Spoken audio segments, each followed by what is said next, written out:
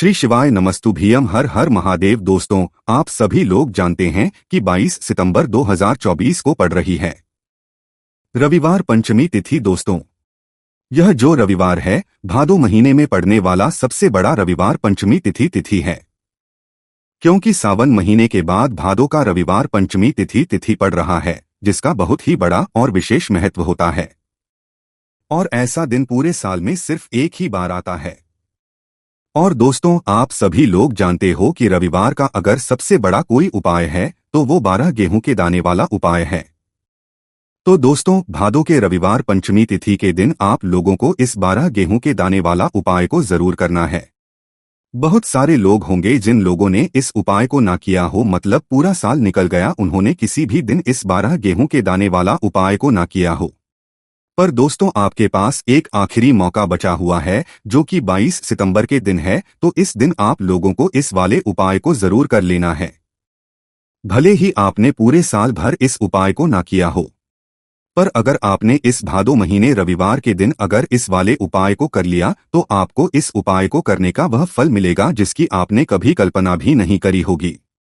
इसीलिए आप लोग इस वाले उपाय को एक बार जरूर कर लेना, ताकि आप लोगों के हाथ से यह मौका ना जा सके और आपको इस उपाय को करने का फल मिल सके। दोस्तों, यह उपाय पंडित जी ने अपनी अभी की ही शिव महापुराण की कथा में बताया है, जिस उपाय को आज हम आपको बहुत अच्छे से समझाने वाले हैं। इस वीडियो को देखने के बाद इस उपाय को समझ के लिए आपको कोई और वीडियो को देखने की जरूरत नहीं पड़ेगी। तो चलिए दोस्तों, उपाय को शुरू करते हैं। देखिए, यह इस भादो महीने के रविवार पंचमी तिथि के दिन यह इतना खास होता है, इतना महत्वपूर्ण होता है। देखा है, कभी कभी बड़े बड़े पूजा पाठ अनुष्ठान से जो मनोकामना पूर्ण नहीं होते, वह भादो महीने के दिन एक छोटे से उपाय करने से आपकी मनोकामना पूर्ण हो जाती है। और बहुत सारे लोगों इस उपाय को किया भी है और उनको इस उपाय को करने का फल भी जरूर मिला है। अगर आप लोग भी इस उपाय को करना चाहते हैं तो आप इस उपाय को पहले अच्छे से समझ लेना, सुन लेना, उसके बाद करना। आपको इस उपाय का फल जरूर मिलेगा। और इस उपाय को कर लेने से आपके घर में चाहे किसी भी प्रकार की दुख और समस्या क्यों ना चल रही हो, आपको उसका कारण भी नहीं पता है कि भाई यह समस्या किस कारण से चल रही है, उसका कुछ भी कारण हो सकता, जैसे पितृ दोष हो सकता है या किसी भी तरह का मंगल दोष भी हो सकता है। तो इस दिन आप लोगों को यह वाला उपाय कर लेना है।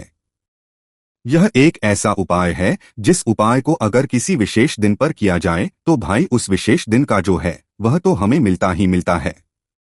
पर हमने उस दिन पर इस उपाय को किया है तो हमें उससे भी बड़ा फल मिलता है, और फल बहुत जल्दी मिलता है, क्योंकि आप इस उपाय को बहुत ही बड़े और विशेष दिन पर कर रहे हो। तो चलिए अब उपाय के बारे करते हैं। लेकिन उससे पहले आप लोगों को यह जानना आवश्यक है कि आखिर यह उपाय किस समय करना है, किसको करना है और कैसे करना है। तो चलिए हम आगे आपको वीडियो में एक एक करके बता देते हैं।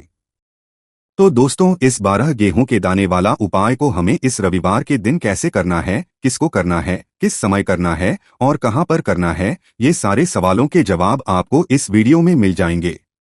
और जो यह वीडियो उसको 12 गेहूं के दाने वाला उपाय जरूर करना चाहिए, क्योंकि इस दिन गेहूं का भी बहुत ही बड़ा और विशेष महत्व होता है।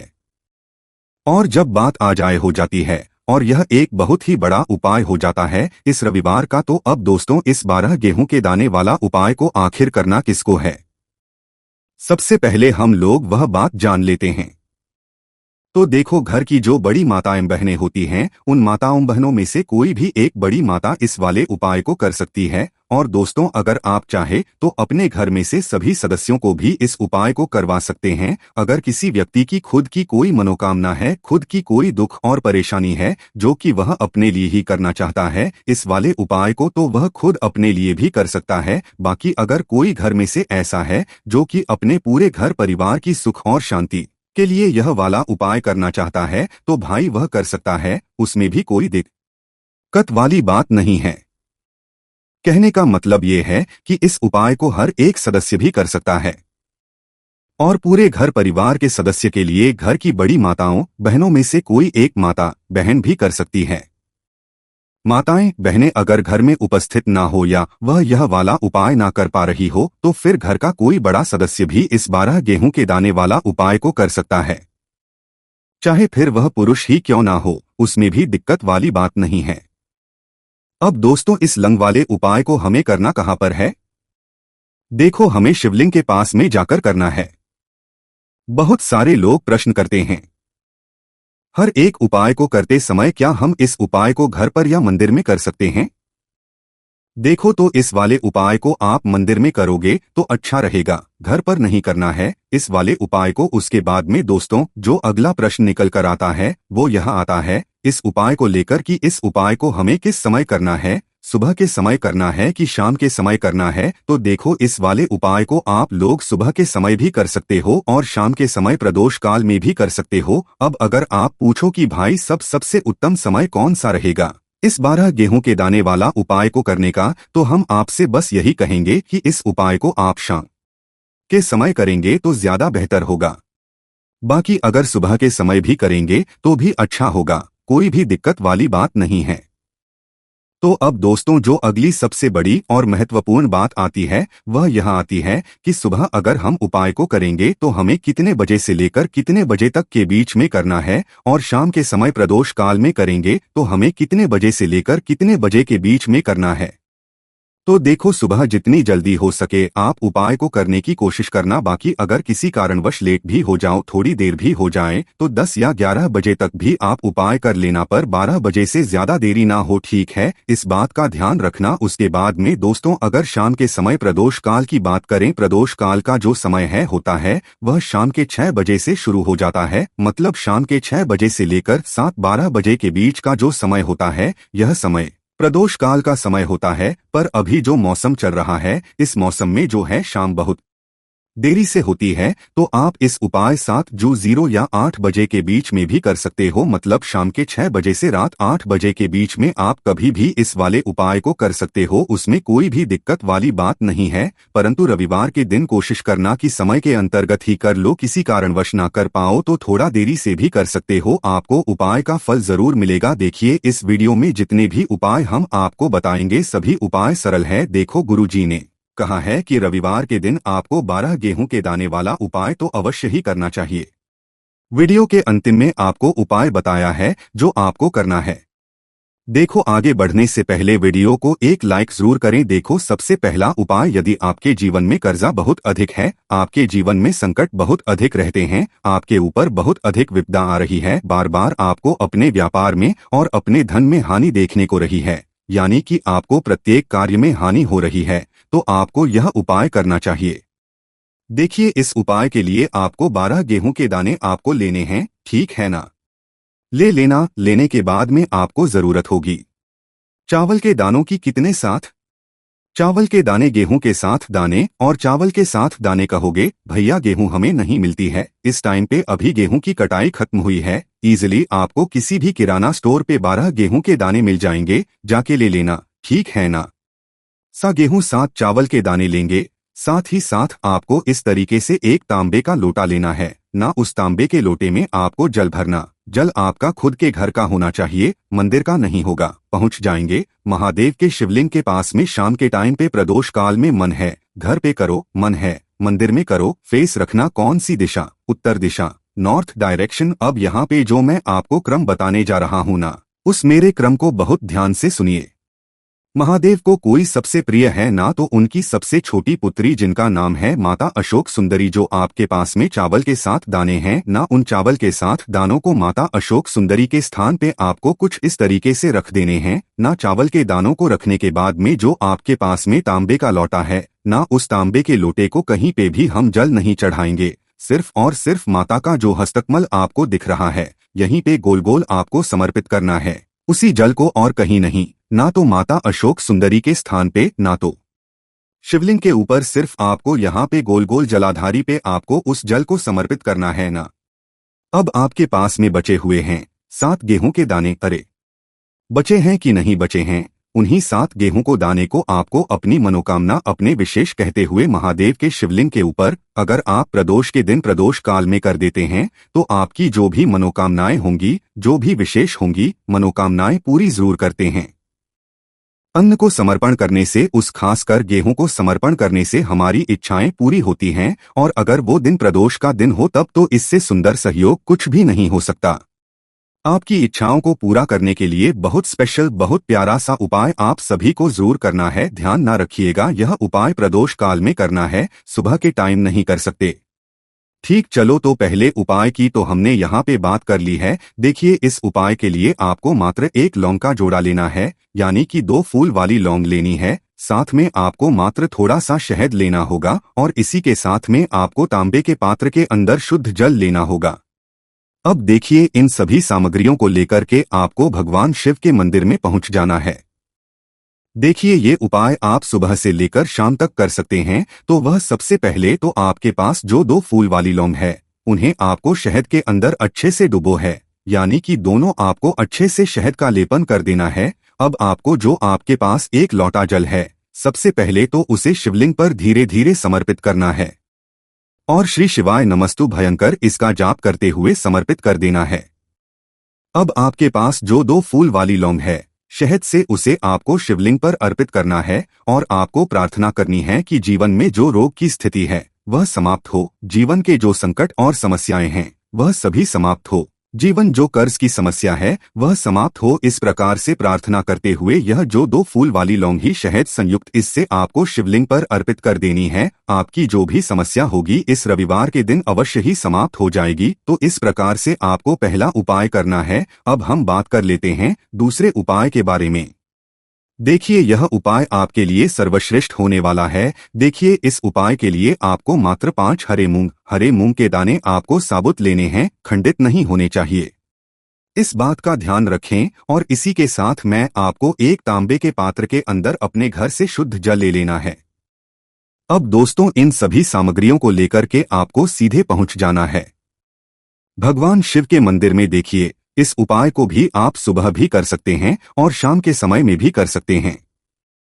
देखिए, भगवान शिव के मंदिर में पहुंचने के बाद आपके पास जो 5 हरे हैं, उनमें से पहला जो हरा मूंग है, आपको शिवलिंग के सामने जो नंदी महाराज होते हैं और उनका जो पैर उठा हुआ होता है, वहां पर आपको पहला हरा मूंग समर्पित कर देना है, और आपको इसका जाप कर लेना है। फिर आपको दूसरा हरा मूंग लेना है, और शिवलिंग पर जो श्री गणेश जी वाला स्थान होता है, वहां पर आपको यह दूसरा हरा मूंग समर्पित कर देना है, यानी कि शिवलिंग के सीधे तरफ आपको यह दूसरा हरा मूंग समर्पित करना है, और आपको ओम नमः शिवाय या फिर श्री गणेशाय नमेश का जाप कर लेना है। तीसरा हरा मूंग का दान आपको भगवान शिव की सबसे प्रिय पुत्री माता अशोक सुंदरी वाले स्थान पर समर्पित करना होगा। शिव की जो जलाधारी होती है, जहां से जल बहकर के आता है, उसी जलाधारी के बीच में जो कहीं कहीं उठी हुई लाइन होती है सांप की आकृति के रूप में, वहीं पर आपको तीसरा हरा मूंग समर्पित करना है, और फिर आपको ओम नमः इसका जाप कर लेना है। अब दोस्तों, चौथा जो हरा मूंग है, उसे आपको भगवान कार्तिकेय जी का जो स्थान होता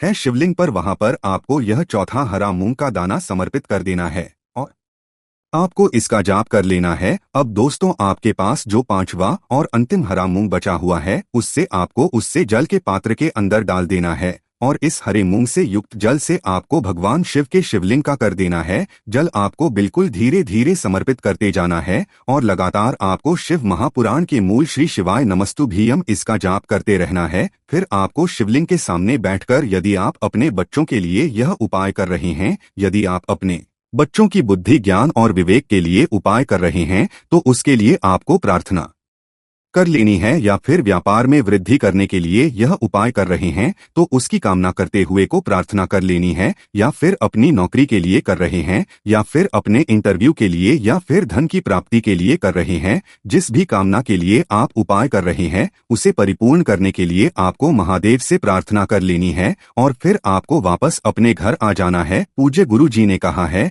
कि जो भी व्यक्ति इस उपाय को कर लेता है, तो यकीन मानिए आपके जीवन की जो सारे संकट, कष्ट और बाधाएं ही वह सब समाप्त होंगे। अब हम बात करते हैं अगले उपाय की। इस उपाय के लिए आपको एक दीपक लेना है। दीपक आप मिट्टी का भी ले सकते हैं और शुद्ध आटा मढ़कर उसका दीपक भी आप तैयार कर सकते हैं। दीपक के अंदर गोल बाती का प्रयोग करना है और दीपक के अंदर आपको शुद्ध घी का प्रयोग करना है। इसी के साथ में आपको मात्र एक फूल वाली लौंग लेनी होगी। अब यह एक दीपक और एक फूल वाली लौंग लेकर के सीधा आपको पहुंचना होगा बरगद के वृक्ष। वहां पर देखिए, सबसे पहले तो आपके पास जो एक फूल वाली लौंग है उससे आपको बरगद के वृक्ष की जड़ में समर्पित करना है। देखिए, अगर आपके जीवन में कोई भी बड़ा संकट आने वाला है, कोई भी बड़ा कष्ट आने वाला है, तो वह इस उपाय के माध्यम से दूर होने वाला है। महादेव की विशेष कृपा रहेगी कि जो भी संकट आपके जीवन में आने वाला होगा वह भी दूर हो जाएगा। तो आपको एक लौंग समर्पित करनी है बरगद के वृक्ष की जड़ में और वहीं पर आपको जो गोल बाती वाला दीपक जो आप लेकर के गए हैं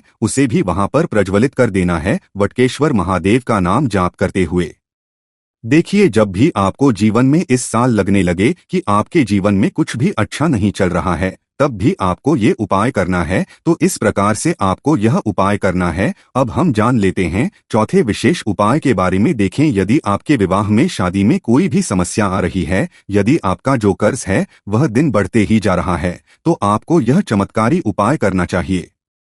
कोई भी समस्या अगर जीवन में है तो उसे दूर करने के लिए आपको उपाय करना चाहिए। मंगल दोष से जुड़ी हुई समस्या भी है तब भी आपको यह उपाय करना चाहिए। देखिए, इस उपाय के लिए आपको एक तांबे के पात्र के अंदर अपने घर से शुद्ध जल लेना है और इसी के साथ में आपको एक चुटकी लाल चंदन लेना होगा।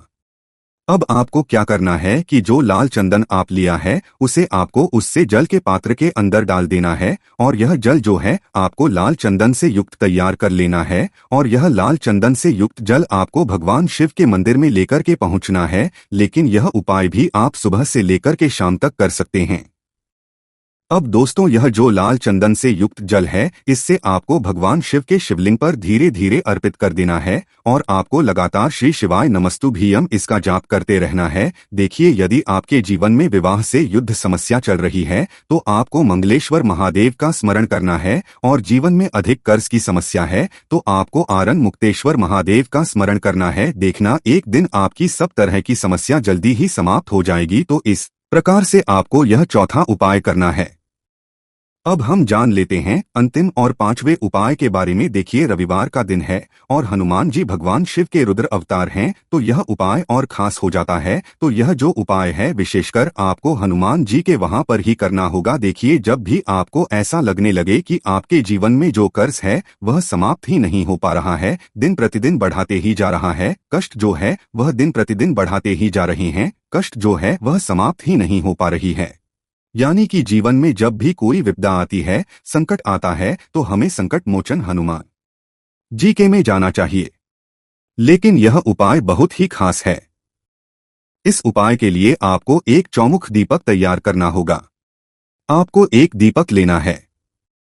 दीपक के अंदर 4 बाती आई। बाती के लिए आपको मोली वाला धागा आता है, कलावा का उसकी भी बना सकते हैं या फिर आप सफेद रुई की जो बत्तियां हैं उन्हें भी बना सकते हैं। अब आपको लेना है एक कटोरी सरसों का तेल और अब इस दीपक के अंदर या तो आपको चमेली का तेल डालना है या फिर आपने एक कटोरी सरसों का तेल लिया है उसमें आपको सरसों का तेल डालना है और इसी के साथ में आपको मात्र एक फूल वाली लौंग भी लेनी है। देखिए, अब जो ये दीपक है और लौंग है, इन दोनों का आपको हनुमान जी के मंदिर में लेकर के पहुंचना है। अब सबसे पहले तो यह जो चौमुखी दीपक है इसे आपको हनुमान जी के सामने प्रज्वलित करना है। दीपक को प्रज्वलित करने के बाद आपको वहीं पर एक बार हनुमान चालीसा का पाठ करना है या फिर आप आरण मोचक स्रोत का पाठ भी कर सकते हैं। अब आपके पास जो एक फूल वाली लौंग है उनसे आपको अपने सीधे हाथ में रखना है। आपको प्रार्थना करनी है हनुमान जी से कि जीवन की जो भी संकट है, विपदा है, वह सभी आपकी कृपा से दूर हो और यह जो एक लौंग है इससे भी आपको उससे चौमुखी दीपक के अंदर डाल देनी है और अपनी मनोकामना बोल देना है। गुरु जी कहते हैं कि कुछ दिनों में ही आपकी सब मनोकामना पूरी हो जाएगी। तो इस प्रकार से यह सुंदर सा और सरल सा उपाय करना है। देखो, आज की वीडियो में हमने आपको जितने भी उपाय बताए हैं सभी उपाय बहुत ही सरल है जो आपको करने हैं। देखना, आपके जीवन के सारे संकट और कष्ट दूर होंगे। और गुरुजी ने कहा है कि रविवार के दिन आपको चौमुख दीपक वाले उपाय को आपको अवश्य ही करना चाहिए। इससे आपके जीवन से चारों तरफ से आने वाले संकट दूर हो जाएंगे। तो दोस्तों, आज के इस वीडियो में हमने आपको 5 महा उपाय बताए हैं। जो भी आपको आसान लगे वह आप कर सकते हैं। श्री शिवाय नमस्तुभ्यं। हर हर महादेव।